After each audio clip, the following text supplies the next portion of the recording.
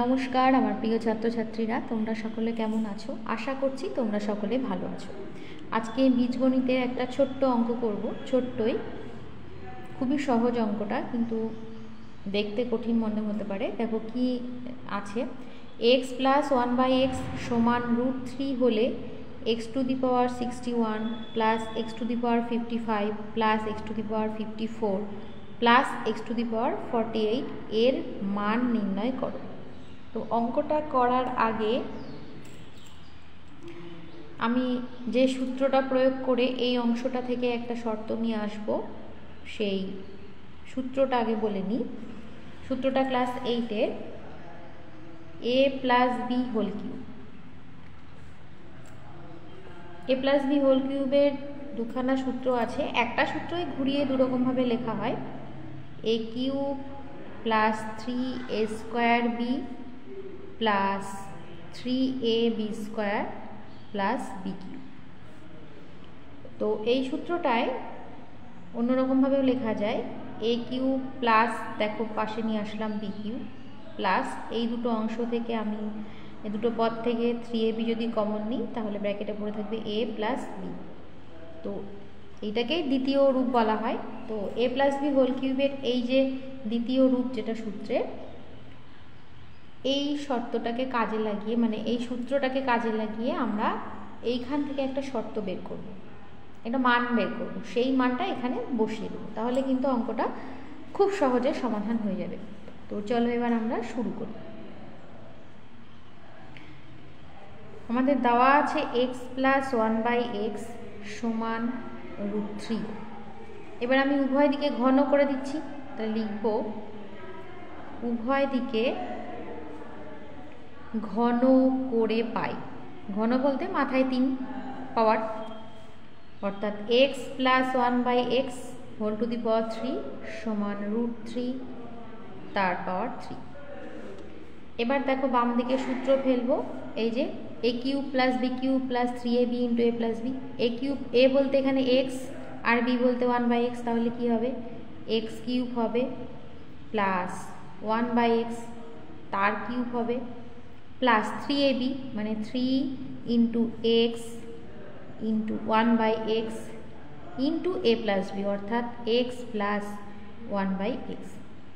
আর ডান দিকে √3 মাথায় কিউব, অর্থাৎ 3টা √3 গুণ হবে। দেখো আমি ভেঙে ভেঙে লিখছি, যাদের বুঝতে অসুবিধা হয় তাদের কিন্তু এটা এইভাবে লিখলে কিন্তু কোনো অসুবিধা হবে না বুঝতে। এবার দেখো x cube plus 1/x cube, এখানে দেখো x আর 1/x কেটে গেল, 3 থাকলো, ইন্টু কি থাকবে, এই যে দেখো x প্লাস 1/x, এইটার কিন্তু মান দেওয়া ছিল √3, তাহলে আমি এখানে √3 মান বসিয়ে দেবো, তাহলে 3 ইন্টু √3 সমান, ডান দিকে কি আসবে, দেখো দুটো √3 মিলে একটা 3 আর একটা √3 থাকছে, অর্থাৎ 3√3। এখানে আমি ডান পাশে লিখে দিচ্ছি x প্লাস 1/x সমান √3 বসিয়ে পাই। মানটা যেহেতু বসিয়ে দিয়েছি সেই কারণে ডান পাশে আমি লিখে দিলাম। এবার দেখো কি আসবে, x cube plus 1/x cube সমান, আমি এই 3√3টাকে ডান দিকে নিয়ে আসবো, ডান দিকে একটা 3√3 অলরেডি আছে, তাহলে প্লাসটা মাইনাস হয়ে যাবে আর 3√3। এবার 3√3 আর 3√3 কেটে গেল, 0 হয়ে গেল। তাহলে এবার বাম দিকে আমি কি করব, লসাগু করে দেব, x কিউব হয়ে যাবে লসাগু। এবার x কিউব আর x কিউব গুণ করলে x⁻6 হয়। অনেকে ভুল করতে পারে 3 3 3 3 9, তা কিন্তু হয় না, ব্যাপারটা এরকম হয়। আমি যদি আরও ভেঙে লিখি দেখো, তাহলে কিন্তু তোমাদের বুঝতে কোনো অসুবিধা হবে না। প্লাস 1 আছে সমান 0, বা এবার দেখো এখানে 3খানা x, এখানে 3খানা x, মোট কটা হচ্ছে 6টা x হচ্ছে। বা যদি সূচকের সূত্র অনুযায়ী বলতে যাও, a⁻m ইন্টু a⁻n কি হয়, a⁻m প্লাস n, বেস একই, তাহলে পাওয়ারগুলো যোগ হবে, 3 3 6 হবে। অনেকে ভুল করে ফেলে, 9 করে ফেলে, সেটা যাতে না হয় সেই কারণে আমি কিন্তু একটা লাইন বেশি করলাম। তাহলে x⁻6 প্লাস 1, আর ডান দিকে 0-র সঙ্গে কিন্তু x কিউব গুণ হয়ে যাচ্ছে, তাহলে আমরা x⁻6 প্লাস 1 কত পাচ্ছি, 0। এটা বের করে রেখে দিলাম। এই যে আমরা পেলাম x⁻6 প্লাস 1 সমান 0, এইটাই আমরা কাজে লাগাবো। এবার যে মানটা নির্ণয় করতে বলেছে এইটা টুকে নেব। আমার ছিল x টু দি পাওয়ার 61 ছিল plus x to the power 55 plus x to the power 54 plus x to the power 48। দেখো এখানে 61 আছে, 61 আর এখানে x এর মাথায় 55 আছে, 55-র সঙ্গে কিন্তু 6 যোগ করলে 61 হয়।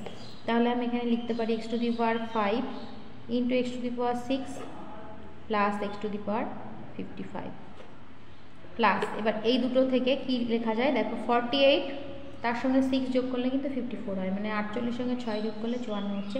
তাহলে আমি এখানে লিখছি x টু দি পাওয়ার 48 লিখছি ইন্টু x টু দি পাওয়ার 6 লিখছি প্লাস x টু দি পাওয়ার আবার আমি 48 লিখছি।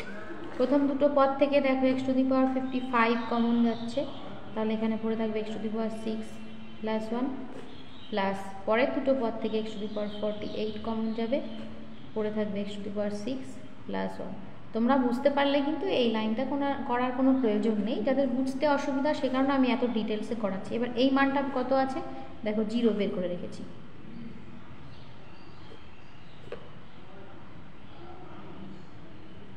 তাহলে আমার 0 প্লাস 0 অর্থাৎ 0 চলে আসলো অ্যান্সার।